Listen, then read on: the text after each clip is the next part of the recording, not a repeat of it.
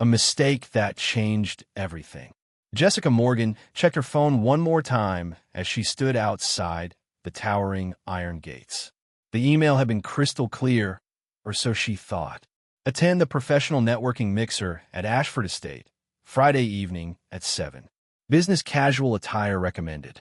She had prepared for weeks, printing her resume on expensive paper, practicing her elevator pitch until it felt natural. This was her chance to break into Chicago's competitive tech marketing scene. The gates swung open silently, and Jessica walked up the curved driveway, her sensible heels clicking against the smooth pavement. The mansion before her looked like something from magazine spread, all glass and stone and perfectly manicured hedges. Warm light spilled from enormous windows, and she could hear music drifting through the air. She smoothed down her navy blazer, the one she had bought on sale last month, and climbed the marble steps. The front door stood slightly open, inviting guests inside. Jessica took a deep breath and stepped through. When reality hits, the moment she entered, her stomach dropped. This was not a networking mixer. Women glided past in floor-length gowns that probably cost more than Jessica's rent. Men wore tailored tuxedos, champagne flutes in hand, laughing at jokes she could not hear. Crystal chandeliers cast prismatic light across the crowd, and servers moved through the space, carrying silver trays of delicacies. Jessica froze in the doorway, clutching her leather portfolio like a shield. She had walked into the wrong event. Completely, utterly wrong. Her mind raced through possibilities. Wrong address? Wrong date? Had she misread the email entirely? Before she could back away and disappear into the night, a deep voice spoke behind her. "You look a bit lost." Jessica turned. The man standing there made her breath catch.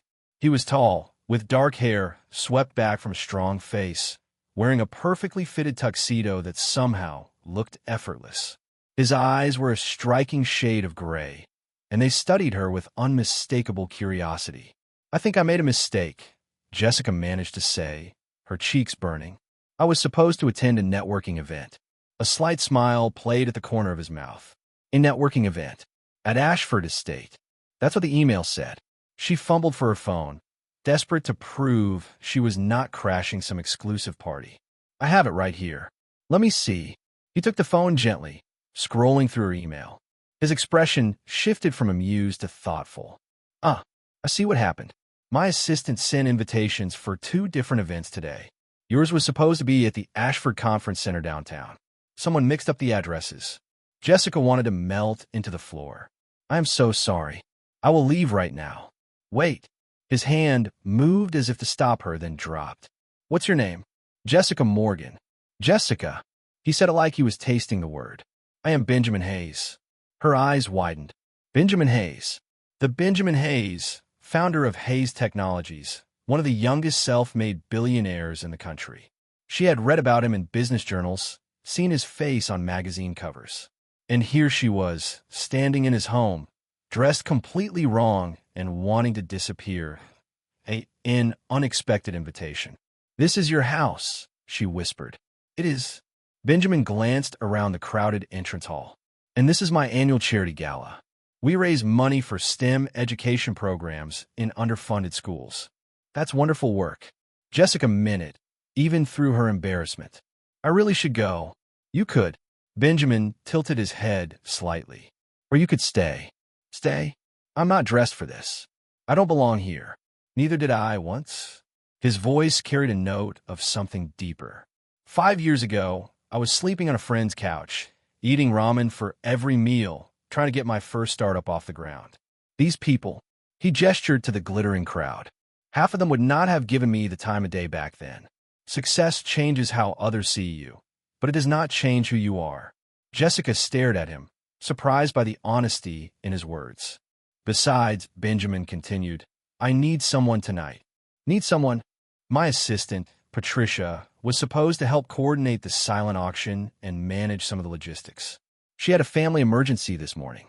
I have been scrambling all day." He met her eyes directly. "You came here for a networking event. Consider this the most intensive networking you will ever do. Help me tonight, and I promise it will be worth your time." A leap of faith. Jessica's mind spun. This was insane. She should politely decline, go home, pretend this never happened. But something in Benjamin's expression made her hesitate. He was not mocking her or pitying her. He was offering her an opportunity, strange as it was. What would I need to do? Keep track of the auction bids. Make sure the catering staff stays on schedule. Handle any small problems before they become big ones. Think of it as project management under pressure. That's basically what I do every day in my current job, Jessica said slowly. Then you're qualified. Benjamin pulled out his phone and tapped the screen a few times. Here is the event schedule, the auction list, and contact numbers for the key staff. If you have questions, find me. I will be giving a speech at 8, but otherwise, I am available. Jessica took the phone, scanning the information quickly. It was overwhelming, but not impossible. She had organized corporate events before, albeit on a much smaller scale. Her heart pounded with a mixture of fear and excitement. Okay, she heard herself say. I will do it. Benjamin's smile transformed his face, making him look younger and more approachable. Excellent. Thank you, Jessica. Truly. Thank you for not throwing me out. Never crossed my mind. He gestured toward the main ballroom. Shall we? As Jessica followed Benjamin deeper into the party, she caught glimpses of herself in the ornate mirrors lining the walls. She looked out of place, underdressed, clearly not part of this world. But she lifted her chin and straightened her shoulders. She had been thrown into the deep end, and she was going to swim. What she did not know was that this single mistake, this wrong address, would change the course of her entire life. Diving into the deep in the ballroom was breathtaking. Massive windows overlooked manicured gardens lit by thousands of tiny lights. Round tables draped in silk surrounded a polished dance floor, and a string quartet played softly in the corner. Jessica felt completely out of her element, but she had made a commitment. Time to prove herself. She pulled out Benjamin's phone and studied the schedule. The silent auction closed in 30 minutes, followed by dinner, then Benjamin's speech. After that, a live auction for the premium items. She needed to check on the bid sheets first. The auction tables lined one side of the ballroom, displaying everything from luxury vacations to artwork to exclusive experiences. Jessica moved between them, scanning the bid sheets and making mental notes. Most items had healthy bidding wars going, but a few languished with minimal interest. She made a note to mention those to Benjamin later. Excuse me, are you with the staff? Jessica turned to find an elegant woman in her 50s, wearing a champagne-colored gown and a diamond necklace that could probably fund a small country. I am helping coordinate tonight, Jessica said carefully. How can I help you? The lobster ravioli I ordered for my table has not arrived. I specifically requested it when I RSVP'd. The woman's tone was polite but firm. Jessica's mind raced. She had no idea about meal preferences or catering arrangements. Let me check on that for you right away. Which table number? Table 7. Jessica scrolled through Benjamin's phone until she found the catering contact. She stepped away and called quickly. Hi, this is Jessica calling for Benjamin Hayes. We have a guest at table 7 who requested lobster ravioli. Can you confirm that order? The catering manager sounded flustered. Oh no. That request was on a separate list that did not make it to the kitchen. We can prepare it now, but it will take 20 minutes. Make it 15, Jessica said with more confidence than she felt. And please add a complimentary champagne service to table 7 with Mr. Hayes' apologies for the delay. She hung up and returned to the woman. The lobster ravioli is being prepared fresh and will arrive in 15 minutes. In the meantime, please enjoy complimentary champagne service with Mr. Hayes' sincere apologies. The woman's expression softened. Well, that is quite thoughtful. Thank you, dear. As the woman walked away, Jessica exhaled slowly. One crisis down, hopefully no more to go. Earning her place the next hour blurred past. Jessica tracked down a missing centerpiece, resolved a seating dispute, and coordinated with the sound technician for Benjamin's speech. She barely had time to think, let alone feel nervous. This was exactly like managing her company's product launches, just with much higher stakes and fancier clothes. She was checking the final auction totals when she felt someone watching her. Benjamin stood a few feet away, 2 glasses of wine in his hands. He offered her one. "You have been moving nonstop for the past hour," he said. "Take a breath." Jessica accepted the glass gratefully. The auction closes in 5 minutes. Total bids are tracking 30% higher than last year, according to your notes. Benjamin's eyebrows rose. "You check last year's numbers?" "I found a file on your phone. Thought it would help to have context." She took a sip of wine, savoring the rich taste. "Also, the lobster ravioli situation is handled. The sound system is ready for your speech, and I moved 3 people who apparently hate each other to different tables." "You moved Gregory Stone? Was I not supposed to?" He and the woman at table 12 kept glaring at each other. Benjamin laughed, a genuine sound that made several people turn to look. "Gregory and Rachel Thornton have a complicated history. Moving them was diplomatic genius." Jessica felt warmth spread through her chest that had nothing to do with the wine. "Just trying to prevent drama." "You are doing more than that." Benjamin's gray eyes held hers. "You are handling this like you have been doing it for years." A moment between worlds. Before Jessica could respond, Patricia Wells appeared. She was a sharp-looking woman in her 40s, wearing a sleek black dress and carrying a tablet. "Benjamin, I am so sorry I had to leave. My daughter is fine now, just a scare. I came as soon as I could." Patricia's eyes landed on Jessica. "Who is this?" "My savior for the evening," Benjamin said smoothly. "Patricia, meet Jessica Morgan. She has been managing everything brilliantly in your absence." Patricia looked Jessica up and down, taking in her business casual attire among the sea of evening gowns. But instead of judgment, her expression showed approval. "Thank you for stepping in. That could not have been easy. Everyone has been kind," Jessica said, which was mostly true. "Well, I can take over now if you would like to enjoy the party," Patricia offered. Jessica glanced at Benjamin, unsure. Part of her wanted to escape before she made some terrible social error. But another part, a braver part, wanted to stay. "Actually," Benjamin said, "I was hoping Jessica would sit at my table for dinner, if she is willing." Patricia's eyes widened slightly, then she smiled. "Of course. I will adjust the seating." As Patricia walked away, Jessica's heart hammered. "Your table?" "Benjamin, I cannot. Look at me compared to everyone else here." "I am looking."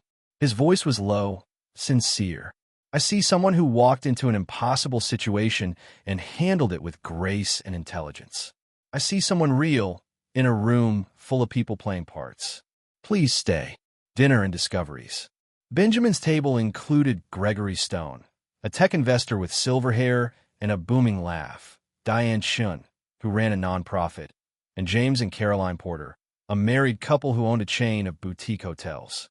Jessica sat between Benjamin and Diane, acutely aware of her blazer among their finery.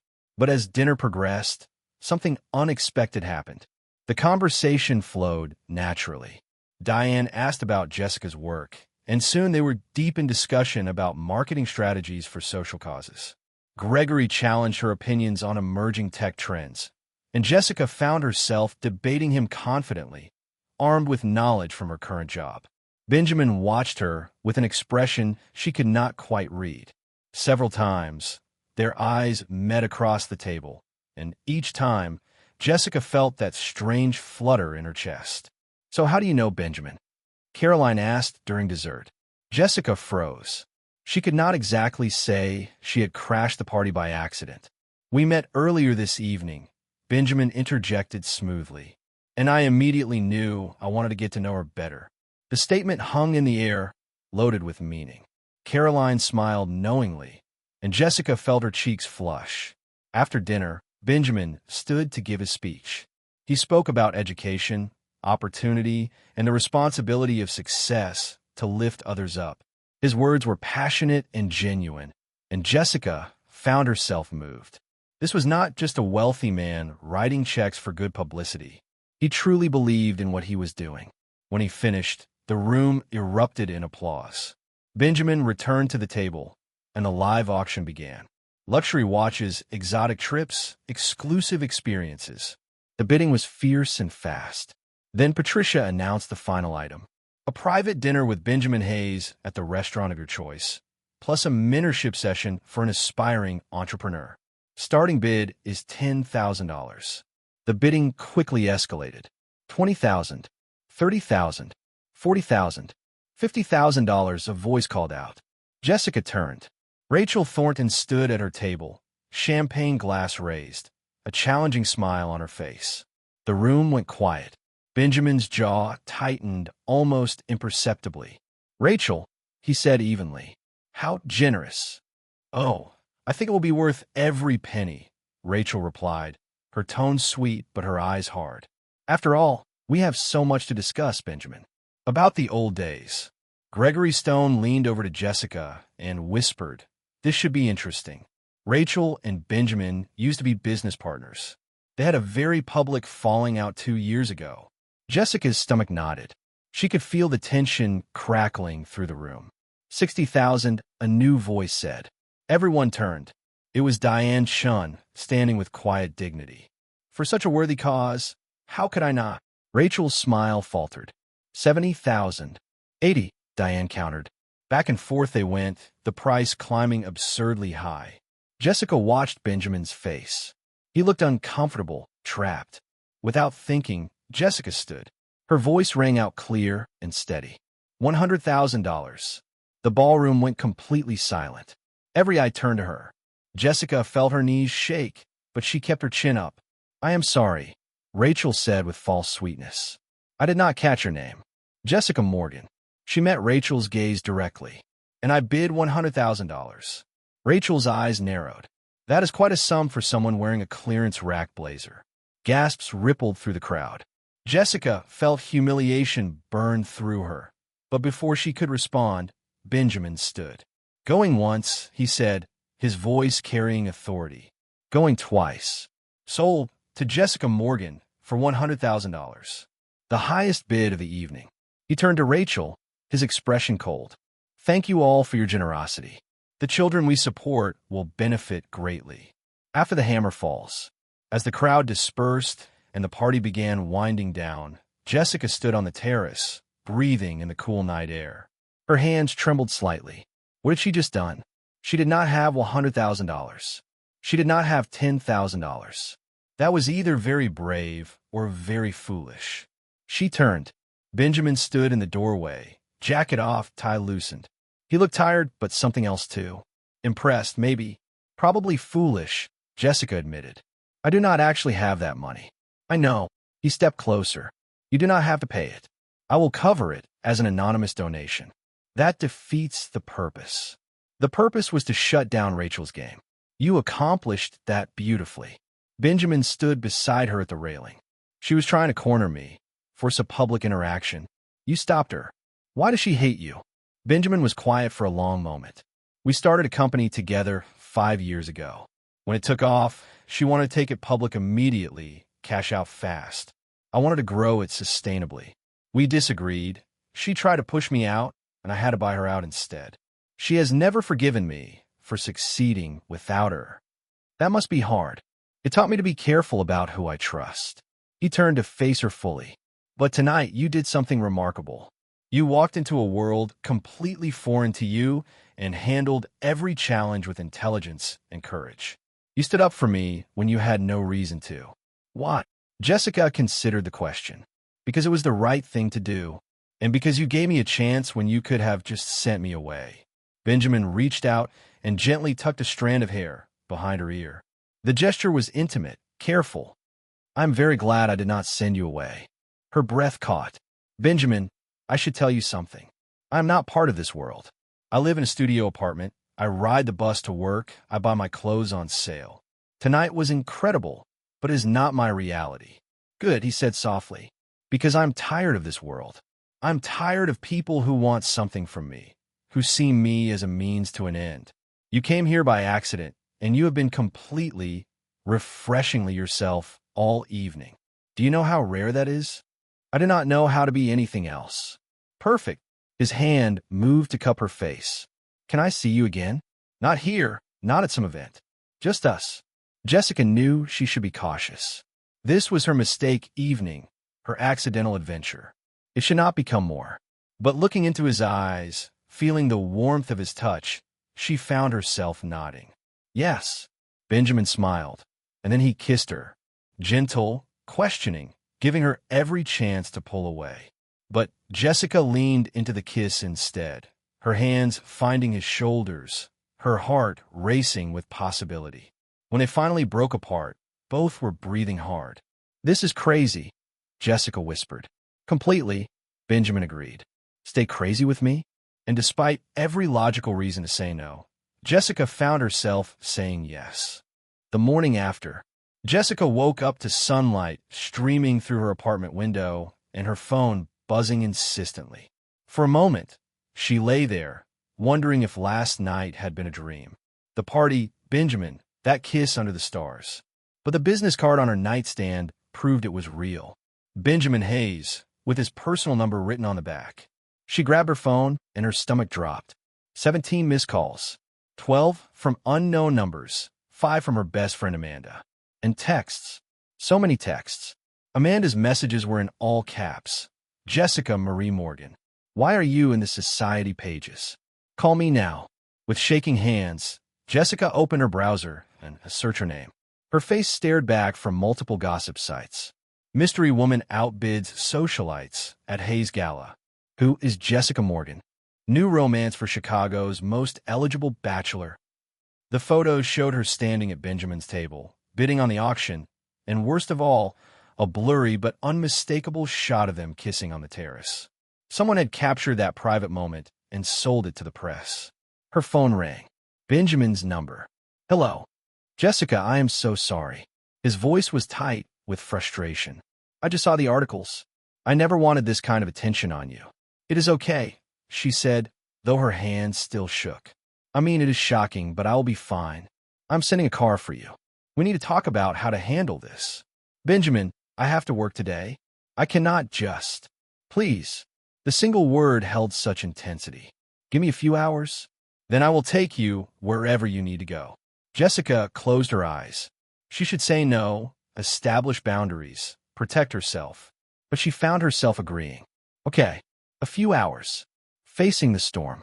The car that picked her up was absurdly luxurious. Jessica felt ridiculous at climbing into it wearing jeans and a sweater, but she had not known what else to wear for whatever this meeting was. Benjamin's office building was downtown, all glass and steel reaching toward the sky. A private elevator took her directly to the top floor, where Patricia met her with a sympathetic smile. "He's in his office. Go right in." Benjamin stood by the window, staring out at the city. He turned when she entered, and the relief on his face was palpable. "Thank you for coming." He crossed her quickly. "Are you okay? Has anyone bothered you?" "Just phone calls I did not answer. And about 100 texts from my friend demanding details." "This is my fault. I should have been more careful, should have realized someone might take photos." He ran a hand through his hair. "The press can be vicious. I have had years to develop a thick skin, but you should not have to deal with this." Jessica looked at him closely. He seemed tired, worried. "What are you saying, Benjamin?" "I am saying I can fix this. My PR team can put out a statement saying you were hired help for the evening, that the kiss was misinterpreted, that there is no relationship.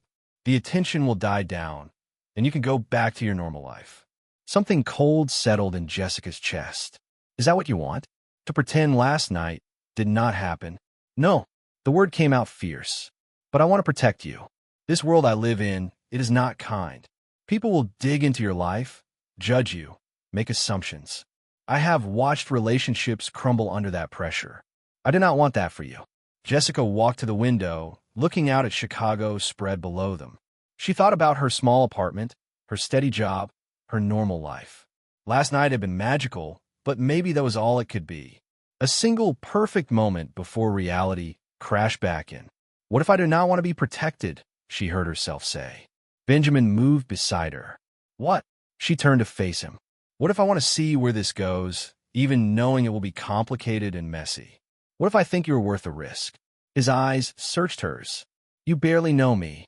I know you give chances to strangers who crash your parties. I know you care deeply about education and opportunity. I know you are honest, even when the truth is uncomfortable. And I know that when you kissed me, it felt more real than anything in my life." She took a breath. So unless you're saying you do not want this, do not push me away to protect me. Let me make my own choice. Benjamin stared at her for a long moment. Then he smiled, that transformative smile that made him look young and hopeful. You are extraordinary, Jessica Morgan. I'm terrified, actually, but I am doing it anyway. He pulled her close, wrapping his arms around her. Jessica leaned into his chest, hearing his heartbeat, steady and strong. Then we do this together, he murmured. No hiding, no pretending. But I need you to understand what you are signing up for. The past returns. Over the next 2 weeks, Jessica got a crash course in Benjamin's world. There were dinners with investors where she had to smile through thinly veiled curiosity about her background. There were charity events where photographers followed their every move. There were articles dissecting her clothes, her education, her worth. But there were also quiet moments. Sunday mornings at Benjamin's penthouse, cooking breakfast together. Late-night conversations about dreams and fears. The way he listened to her ideas for his company's marketing with genuine interest. How he never made her feel less than, even when his world tried to. Her own life shifted too. Her boss pulled her aside, hinting that dating Benjamin Hayes could open doors for their company. Her co-workers treated her differently, some awed, others resentful. Amanda was supportive but worried. Just be careful, she kept saying. Remember who you are. Jessica was trying to. But some days she looked in the mirror and barely recognized herself. Then, 3 weeks after the gala, Rachel Thornton made her move. Jessica was at work when Benjamin called, his voice tight. I need you to see something before it goes public. Her stomach dropped. What is it? Rachel gave an interview to Business Week. It is about our old company, but she brings you into it. I am sending you the advance copy now. The email arrived seconds later. Jessica opened the PDF with shaking hands. The article was titled The Hayes Empire, Built on Betrayal. It detailed Rachel's version of their partnership split, painting Benjamin as ruthless and manipulative. But the final paragraphs focused on Jessica. Hayes has a pattern, Rachel was quoted as saying. He finds people he can use, charms them, and discards them when they're no longer useful. Look at his new girlfriend, Jessica Morgan. She is a nobody from nowhere, clearly dazzled by his wealth and attention. Give it 6 months. He will move on to the next shiny thing, and she will be left wondering what happened. The words hit Jessica like physical blows, not because they came from Rachel, but because they echoed her own secret fears. Was she just a novelty to Benjamin? A break from his usual world that would eventually grow old? Her phone rang again. Benjamin, do not listen to her, he said immediately. She's trying to hurt me by hurting you. None of it is true. Isn't it, though? Jessica's voice came out smaller than she intended. Benjamin, be honest. What am I to you? Really? What? Jessica, you are everything. How can you even ask that? Because I do not fit in your world. Because every event we go to, I feel like I am playing dress up. Because maybe Rachel is right, that eventually you will wake up and realize you could have someone who actually belongs. Silence stretched between them. Come to my office, Benjamin finally said. Right now? Please. The choice. Jessica took a cab to his building, her emotions churning. She loved him. Somewhere in the past 3 weeks, she had fallen completely in love with Benjamin Hayes. But love was not always enough. He was waiting when the elevator doors opened, and he pulled her immediately into his office, closing the door behind them. I need to tell you something, he said, taking both her hands. And I need you to really hear me. Jessica nodded, afraid to speak. You are right that you do not fit perfectly into my world. You know why? Because my world is full of people who have forgotten how to be genuine. They have traded authenticity for image, connection for networking. I was becoming one of them until you walked through my door by accident and reminded me what real looked like. He cupped her face gently. You think you're playing dress up? I am the one who has been wearing a costume for years. With you, I get to be myself. The kid who grew up in a tiny apartment with dreams too big for his circumstances. The person who still gets excited about ideas and possibilities. You have not changed to fit my world, Jessica. You have made me remember who I was before I became this. Tears blurred Jessica's vision. Rachel said you will get bored of me. Rachel does not know me anymore. Maybe she never did. Benjamin's thumbs brushed away her tears. I'm not bored. I'm terrified. Of what? That you will wake up and decide this life is not worth the cost. That you will choose peace over chaos, normal over complicated. I would not blame you if you did, but it would destroy me because, Jessica Morgan, I am in love with you. The words hung in the air, precious and fragile. You love me? She whispered. Completely.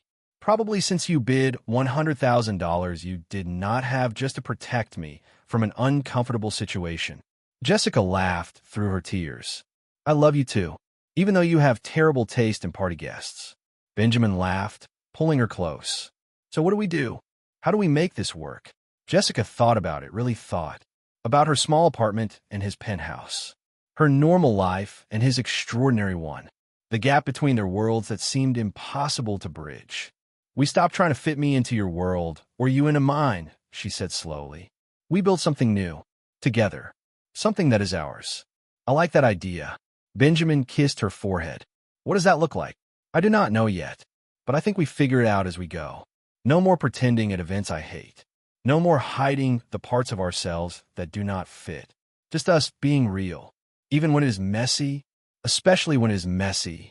Benjamin smiled. You know what? I have an idea. 6 months later, Jessica stood in the conference room of Hayes Technologies, watching the presentation team run through their pitch. She had officially joined the company 3 months ago as Director of Marketing Innovation, a role Benjamin had created specifically around her talents. Some people whispered about nepotism, but the results spoke for themselves. 3 successful campaigns, 2 major client acquisitions, and a strategy that was reshaping how the company connected with customers. She wore a dress she had picked herself, stylish but comfortable. Her style, not borrowed from Benjamin's world. Her phone buzzed. A text from Benjamin. Rooftop garden in 10 minutes? She smiled and excused herself from the meeting. The rooftop garden was Benjamin's addition to the building, a green space where employees could escape the office pressure. Jessica found him waiting by the fountain, holding 2 cups of coffee.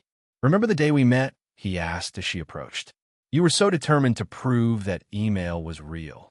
I was mortified. You were perfect. He handed her the coffee. I've been thinking about that night a lot lately. About fate and accidents and how one wrong address changed everything.